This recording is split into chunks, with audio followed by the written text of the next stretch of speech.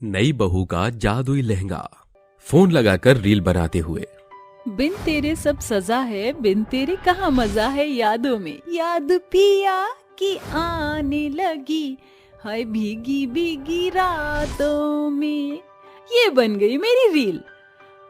अब मैं इसे करूंगी अपलोड और बन जाऊंगी रील क्वीन। और उसके बाद बनाऊंगी पतली कमरिया मोरी हाय हाय, तिरछी नजरिया मोरी हाय हाय। बस ये फालतू की रील बनाकर फोन के आगे मटकती रही हो। 10 तरह के मुंह बनाने आते हैं, लेकिन मजाल है एक कप चाय भी बनानी आती हो, या सीधी सादी रोटी पराठा आता हो।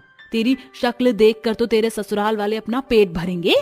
अरे माँ, क्यों हरदम चालू रहती हो? क्या करना है? खाना बनाने के लिए तो एक नौकरानी आकर भी बना सकती है। शर्म कर ले, 2 दिन में शादी है तेरी और खाना बनाना अभी तक नहीं आता। चल मेरे साथ, तुझे खाना बनाना सिखाऊं। और ये संभाल कर रख अपना लहंगा। हाय माँ, मेरा लहंगा आ गया। ये तो वही लहंगा है जिसको पहनने के लिए मैं कब से बेकरार हूँ। आखिरकार आपने सब्यसाची से ये डिजाइनर लहंगा मेरे लिए मंगवा ही दिया। एक रील इस पर भी बनाऊंगी। अरे ओ नालायक, अभी से मत पहन, इसे खराब हो जाएगा। इतना महंगा है ये लहंगा। माँ, आपने सुना नहीं वो गाना? ये मेरा लहंगा बड़ा है महंगा, इसे हाथ ना लगाना। तभी गुंजा अपनी बेटी के कान पकड़कर रसोई में लाती है और कहती है, चल चुपचाप खाना बना। माँ, मेरे को नहीं सीखना। बताओ तुझे अभी। ये दाल बना और स्वाद अनुसार थोड़ा सा नमक, हल्दी, नमक डाल। तभी मिहिका 1 चम्मच हल्दी और चुटकी भर नमक डालती है और गैस पर रख देती है। माँ, मैंने रख दिया। देख, 2-3 सीटी आते ही गैस बंद कर दियो, दाल बन जाएगी। ठीक है माँ, बस 15 मिनट में तो सीटी आएगी। तब तक क्यों ना मैं अपना लहंगा पहनकर रील बना लूं, ये सही रहेगा। ये कहकर मिहिका अपना लहंगा पहनकर रील बनाकर नाचने लगती है। तू लिया दो मैनू गोल्डन झुमके, मैं कन्ना विच पावा चुम चुम के, मन जावे मैनू शॉपिंग करा दे, मन जावे रोमांटिक पिक्चर दिखा दे, रिक्वेस्टा पाइया वे, चिट्टियां कलाइया वे, ओ बेबी मेरी चिट्टियां कलाइया वे। ऐसा करके वो नाच ही रही थी कि गुंजा उसे आवाज देती है, अरे ओ महारानी, कहाँ मर गई? सारी दाल जला दी। रसोई में तो है नहीं, थिरक रही होगी कहीं ना कहीं। हे भगवान, ये क्या हो गया मुझसे? दाल जला दी मैंने। अब तो माँ मुझे छोड़ेंगी ही नहीं। डर की वजह से वो फुदकती हुई जाती है कि कमरे से बाहर आते वक्त एक कील में उसका लहंगा फट जाता है। ये देखकर कहती है, हे भगवान, मेरा इतना महंगा लहंगा फट गया। माँ तो मुझे जान से मार डालेंगी। शादी भी नहीं हुई कि मेरा शादी पर इतना शौक है, पर सच में मुझे खाना बनाना नहीं आता। किसी काम की नहीं हूँ मैं। मर गई, अब क्या करूँ भगवान बचा लो मुझे। तभी रसोई से गुंजा आकर बहुत डांटती है और लहंगा देखकर और चिल्लाती है, बस इसी की कमी थी। अब 1 रुपया नहीं है मेरे पास तेरे लिए, इसी में शादी करियो तू। पर माँ, मैं वो। गुंजा उसे सुनाकर चली जाती है। तभी मिहिका टेंशन में आकर अपने लहंगे को बाहर ठीक करवाने के लिए जाती है कि एक बूढ़ी अंधी औरत रोड पार कर रही थी। तभी एक कार उसे टक्कर मार के उड़ाने वाली थी कि मिहिका आकर उसे बुढ़िया को बचा लेती है और कहती है, दादी आप बिल्कुल ठीक तो है ना? कहीं लगी तो नहीं? हाँ बेटी, मैं बिल्कुल ठीक हूँ। तूने मुझे बचा लिया। मेरे पास तुझे देने के लिए कुछ भी नहीं है, पर तू ये ले ले, ये तेरे बहुत काम आएगा। पर दादी, इसकी कोई आवश्यकता नहीं, ये तो मेरा फर्ज था। बेटा, मैं तुझे जो भी दे रही हूँ, तुझे उसकी बहुत जरूरत पड़ेगी।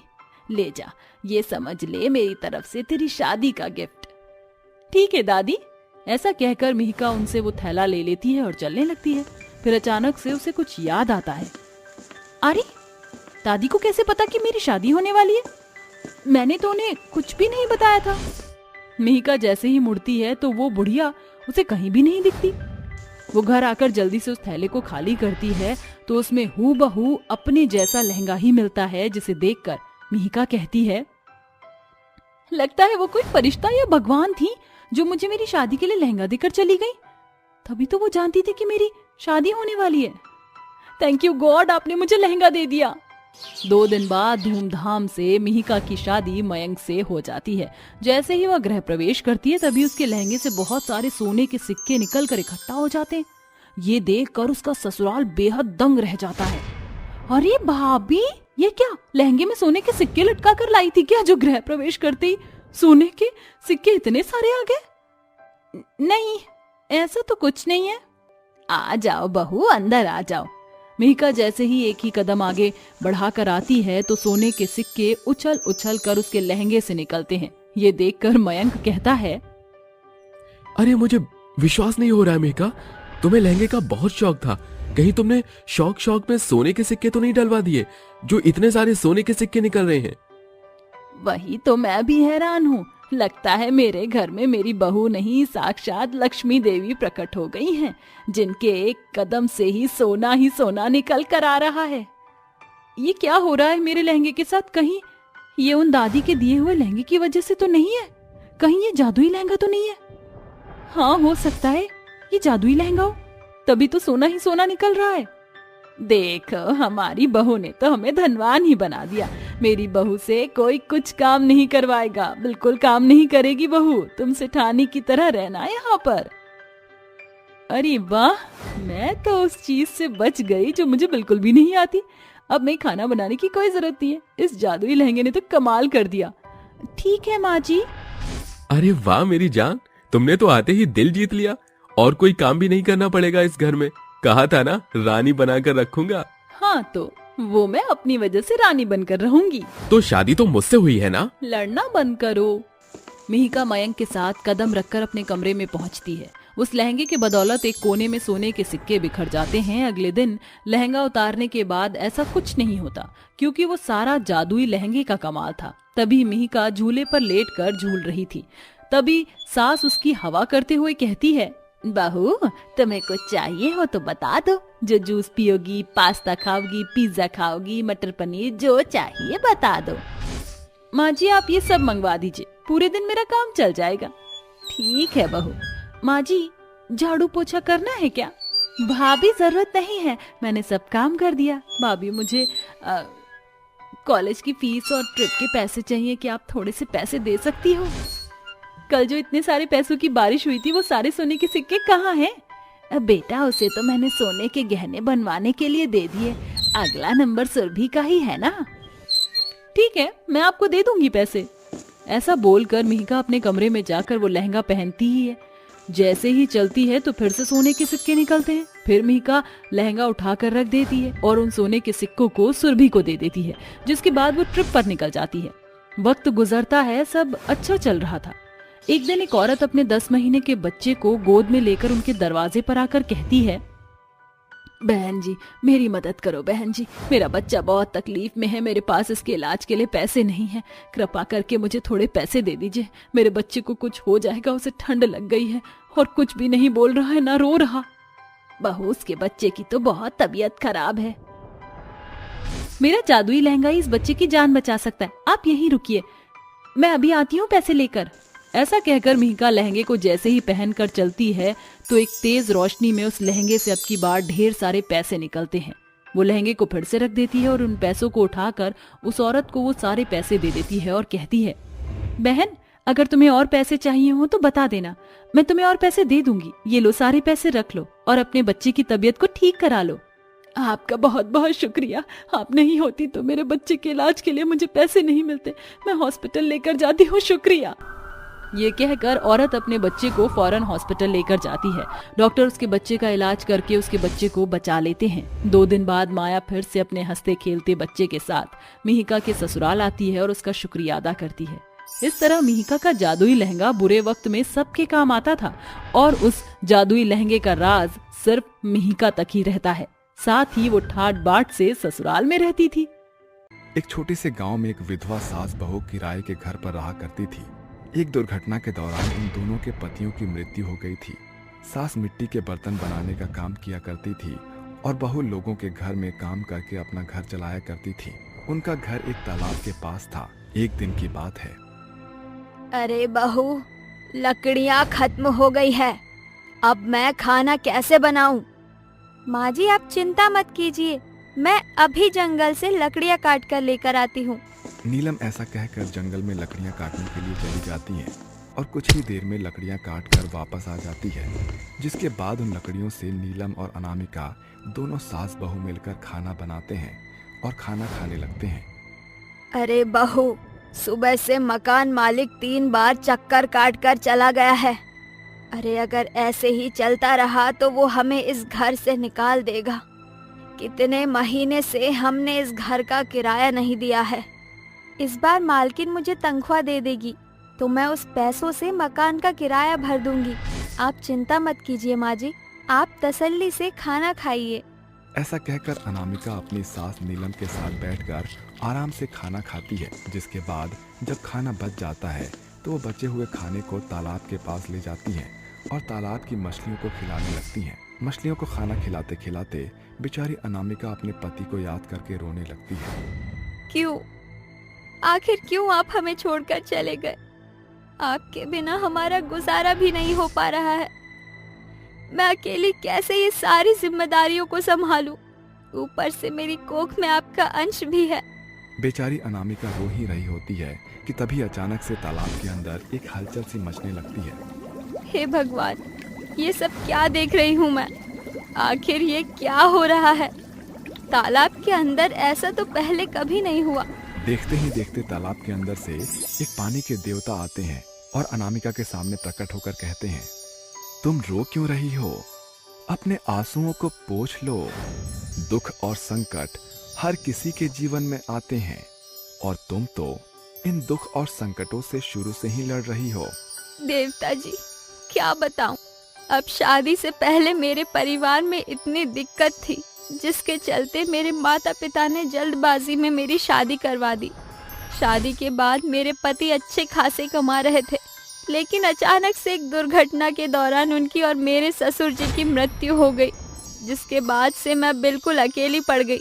लेकिन मुझे इस बच्चे और अपनी माँ जी का ध्यान रखना था, लेकिन मैं कुछ नहीं कर पा रही हूँ। तुम्हारा स्वभाव मुझे अच्छा लगा। एक तरफ तुम्हारे पास इतनी परेशानियां हैं और फिर भी तुम सारी परेशानियों को एक तरफ करके इस तालाब की भूखी मछलियों को खाना खिलाती हो। आज से ये जादुई तालाब तुम्हारा हुआ। तुम इस जादुई तालाब से जो मांगोगी वो तुम्हें मिल जाएगा। क्या सच में ऐसा हो सकता है? जो मैं तालाब से मांगूंगी वो मुझे मिल जाएगा? तुम एक बार अपने लिए कुछ मांग कर तो देखो। हमारे सर पर कोई छत नहीं है, हमारा खुद का घर नहीं है। मैं चाहती हूँ कि मेरा खुद का एक अच्छा सा घर हो, जिसमें मैं अपनी सास के साथ आराम से रह सकूं। जिस मकान में मैं अभी रहती हूँ वो किराए का है और मुझे डर लगता है कि कभी मकान मालिक हमें घर से निकाल ना दे। अनामिका के इतना कहने के बाद तुरंत ही तालाब के पास एक बहुत प्यारा और सुंदर सा घर बनकर तैयार हो जाता है, जिसे अनामिका देखते ही रह जाती है। अरे वाह, क्या बात है! ये तो बहुत खूबसूरत है। ऐसा घर तो मैंने कभी सपने में भी नहीं देखा। अनामिका उस घर के अंदर आती है, जिसके बाद वो घर के अंदर चारों तरफ देखकर अपने आप से कहती है, अरे वाह, क्या बात है! इस घर के अंदर तो रहने की सभी सुख सुविधाएं हैं। देवता जी, आपका बहुत बहुत शुक्रिया।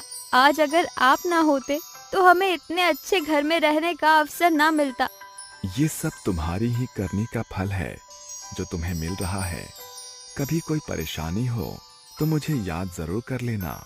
ऐसा कहने के बाद देवता वहां से गायब हो जाते हैं, जिसके बाद अनामिका अपने सास को जादुई तालाब के बारे में बताती है, जिसे सुनकर नीलम कहती है, अरे वाह बहू, क्या बात है! मुझे तो विश्वास ही नहीं होता। क्या सच में हमारे पास एक जादुई तालाब है और जिससे हम कुछ भी मांगे वो हमें वो दे देगा। अरे माँ जी, विश्वास तो मुझे भी नहीं हो रहा था, लेकिन देखो ये हकीकत है। चलिए मेरे साथ चलिए। अनामिका अपनी सास को तालाब के पास लेकर जाती है, जिसके बाद वो जादुई तालाब से कहती है, जादुई तालाब, हम दोनों बहुत भूखे हैं, क्या तुम हमारे लिए खाने का इंतजाम कर सकते हो? अनामिका के ये कहते ही उसके सामने एक खाने की टेबल और 2 कुर्सियां प्रकट हो जाती है। उस टेबल के ऊपर खाने के अलग अलग तरीके के पकवान रखे होते हैं, जिन्हें देखते ही नीलम के मुंह से पानी आ जाता है। अरे वाह बहू, क्या बात है! मुझे तो यकीन ही नहीं होता कि हम एक जादुई तालाब के पास रहते हैं। हम इस जादुई तालाब से मेरी और तुम्हारी और तुम्हारे आने वाले बच्चे की जिंदगी बिल्कुल सुधर जाएगी। नीलम और अनामिका दोनों बहुत खुश होते हैं, जिसके बाद वो दोनों उस जादुई तालाब के पास रहने लगते हैं। देखते ही देखते कुछ महीने बीत जाते हैं और अनामिका एक बच्चे को जन्म देती है। अब उसकी परेशानियां खत्म हो जाती है, लेकिन एक दिन जंगल में एक लकड़हारा अनामिका को जादुई तालाब के पास देख लेता है। अनामिका जादुई तालाब से कुछ पैसे मांगती है, जिसके बाद जादुई तालाब उसके सामने पैसों के बंडल प्रकट कर देता है। अरे वाह, क्या बात है जी, इसका मतलब ये है कि कोई मामूली तालाब नहीं है। ये तो ससुरा एक जादुई तालाब है बे। अब मुझे इस बात का फायदा उठाना चाहिए। लकड़हारा चुपके से अनामिका के पीछे की तरफ जाता है और अचानक से उसका मुंह दबोच लेता है, जिसके बाद वो उसकी गर्दन पर छुरी रखकर कहता है, क्या बात है, जादुई तालाब के मजे अकेले अकेले लूट रही हो? अब जरा मेरे लिए जादुई तालाब से खजाना मांगो, वरना तुम्हें यहीं पे मार डालूंगा मैं। भगवान के लिए ऐसा मत करो, मुझे छोड़ दो। ये जादुई तालाब केवल अच्छे लोगों की ही मदद करता है। तुम्हें इस जादुई तालाब से कुछ नहीं मिल पाएगा। अरे कैसे नहीं मिलेगी? अगर तूने अभी के अभी जादुई तालाब से खजाना नहीं मांगा तो मैं तेरा वो हाल करूंगा कि तूने कभी सपने में भी नहीं सोचा होगा। अनामिका रोने लगती है, जिसके बाद वो रोते हुए जादुई तालाब से कहती है, ए मेरे जादुई तालाब, मैं तेरे आगे हाथ जोड़ती हूँ। इस आदमी को जो चाहिए उसे वो दे दे और इससे मेरी जान बचा ले। अनामिका के इतना कहने के बाद तालाब के जादू से वहाँ खजाना प्रकट हो जाता है, जिसे देखकर लकड़हारा खुशी से पागल हो जाता है। जैसे ही वो खजाने को उठाने लगता है, उसके स्पर्श से उसके हाथ और शरीर अचानक से जलने लगते हैं। अरे बचाओ, अरे बचाओ बचाओ रे, अरे कोई मेरी मदद करो, अरे कोई मुझे बचाओ रे, अरे बचाओ बचाओ, अरे बचाओ रे। उस लकड़हारे की ये हालत अनामिका से देखी नहीं जाती, जिसके बाद अनामिका उसके ऊपर पानी डाल देती है। लेकिन तभी उसकी सास नीलम वहाँ आ जाती है और कहती है, नहीं अनामिका, ऐसा मत करो, इसे इसके किए की सजा मिलने दो। लेकिन हम इसे ऐसे मरने कैसे दे सकते हैं? क्या पता इसका भी कोई परिवार हो या फिर ये ऐसा मजबूरी में कर रहा हो। इसके इतना कहते ही तालाब के अंदर से पानी के देवता प्रकट होते हैं, जो अनामिका की बात सुनने के बाद उसे कहते हैं, इसे इसके किए की सजा मिली जो बहुत जरूरी थी। इसने न जाने कितने लोगों को परेशान किया है और उन्हें जान से मारा है। अगर आज इसे इसके किए की सजा नहीं मिली तो पता नहीं ये आदमी कितने लोगों को पैसे और सोने की लालच में मौत के घाट उतारेगा। कुछ ही देर में आदमी जलकर खाक हो जाता है, जिसके बाद पानी के देवता भी वहां से गायब हो जाते हैं और तालाब से निकला खजाना भी गायब हो जाता है। उस दिन के बाद अनामिका अपनी सास और अपने बच्चे के साथ तालाब के किनारे खुशी खुशी रहने लगती है। मायापुरी गांव में स्वर्णा, शुगना और रचना नाम की 3 बहनें संग रहा करती थीं। उनके स्वभाव में जमीन आसमान जितना फर्क था। जहां स्वर्णा एकदम शांत स्वभाव की थी, वहीं रचना एकदम घमंडी और सपनों की दुनिया में जीने वाली लड़की थी। उसी का रुझान शुगना में भी शामिल था। तीनों बहनें बेहद छोटी ही थीं जब उनकी मां इंदिरा का एक गंभीर बीमारी के कारणवश स्वर्गवास हो गया था। उनके पिता गिरिधारी ने उन्हें बचाने की भरसक कोशिश की, जिसमें उसने अपने जीवन भर की जमा पूंजी झोंक दी, मगर इंदिरा को बचा नहीं पाया। पत्नी की मृत्यु के शोक में गिरिधारी ने भी बिछौना पकड़ लिया। ऐसे में घरबार की जिम्मेदारी बड़ी बहन स्वर्णा के सिर पर आ पड़ी। वो छोटा मोटा कामकाज करके बीमार पिता और बहनों की भूख मिटाने का बंदोबस्त करती थी। एक सांझ गिरिधारी की तबीयत बेहद बिगड़ जाती है। अरे स्वर्णा बिटिया, अरे भाई मेरे पास आ जाया, मेरे पास ज्यादा वक्त नहीं बचा।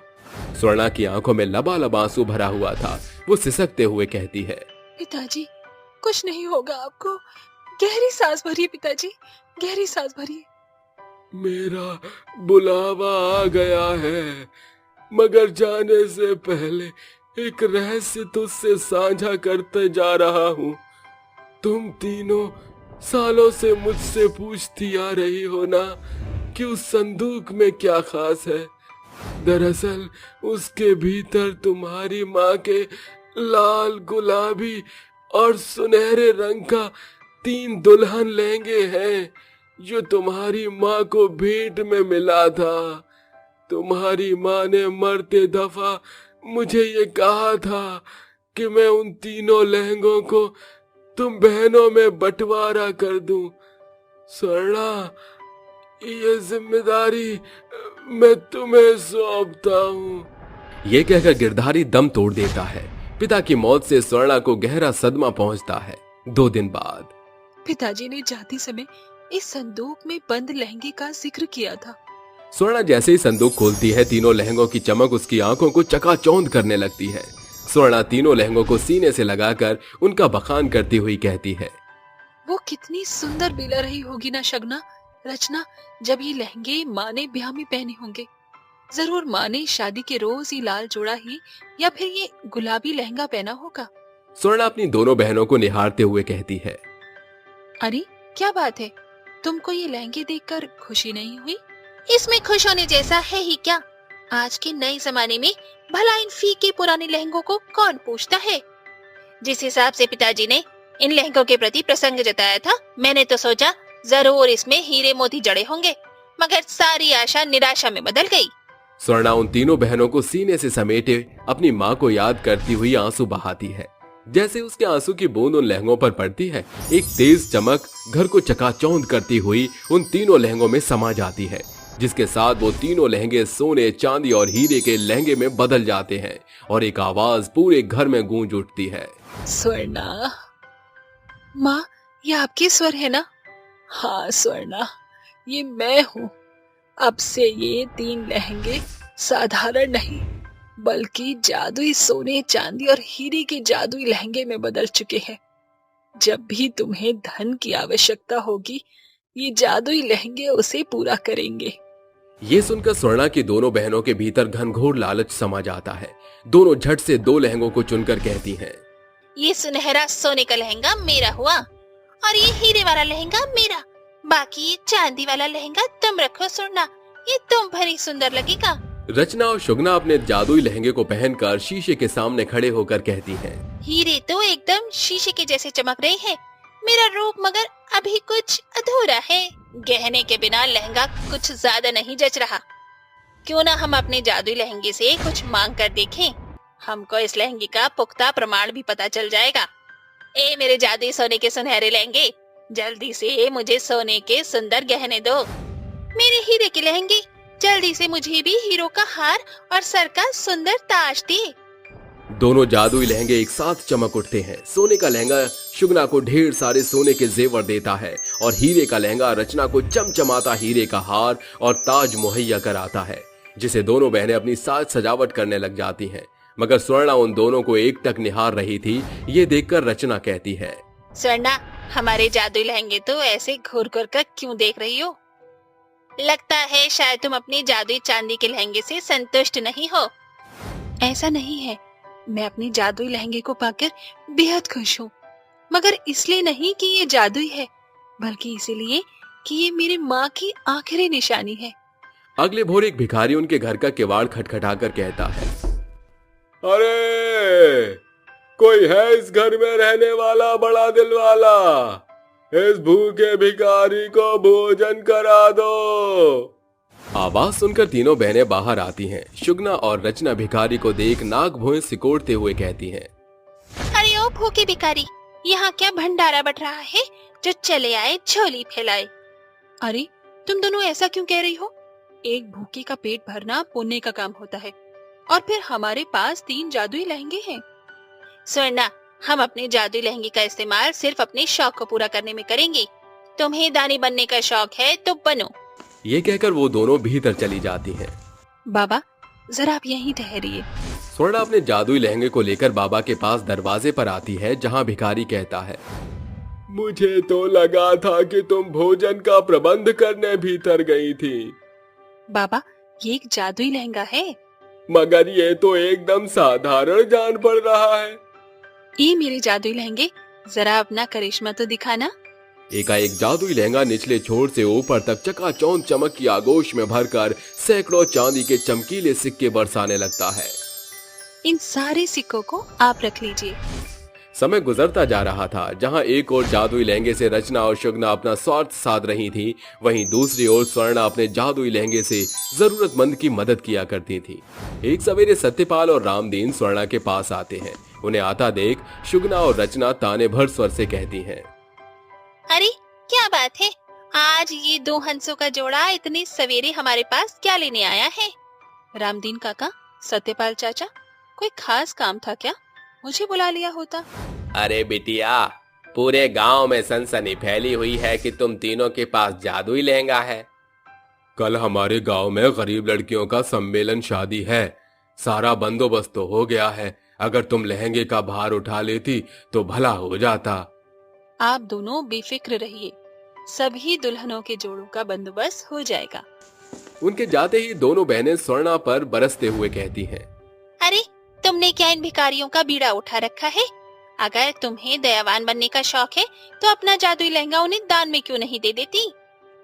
मैं ऐसा नहीं कर सकती क्योंकि ये लहंगा माँ की निशानी है, मगर मैं इसे अंत तक गरीब की मदद में भरसक इस्तेमाल करूंगी, भले ही तुम दोनों मेरा साथ दो या ना दो। स्वर्णा अपने जादुई लहंगे से कहती है। हे मेरे जादुई लहंगे, आज मुझे तुम्हारी सख्त मदद चाहिए। मुझे चांदी के इतने सिक्के दो जिससे कि मैं उन लड़कियों की शादी का लहंगा तोहफे में उन्हें दे सकूं।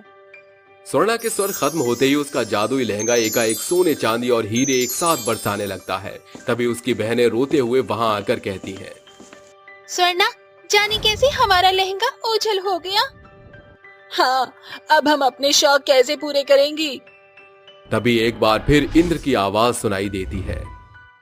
शुगना और रचना, तुमने अपने जादुई लहंगे से सिर्फ अपना स्वार्थ साधा, फिर भी तुम्हें एक मौका मिला, तुमने उसे भी गवा दिया। इसलिए अब उन 3 जादुई लहंगे की शक्तियां स्वर्णा के जादुई लहंगे में समाहित हो चुकी हैं, क्योंकि इसने निस्वार्थ भाव से लोगों की मदद की। उस पल दोनों बहनों के चेहरे पर अहंकार होने का बड़ा पछतावा साफ तौर से दिखाई पड़ रहा था। इस कहानी से हमें यह सीख मिलती है कि हमें कभी धन का घमंड नहीं करना चाहिए, क्योंकि कोई नहीं जानता कि बेहतर जीवन का पासा किस पल पलटकर बदतर जीवन में बदल जाए।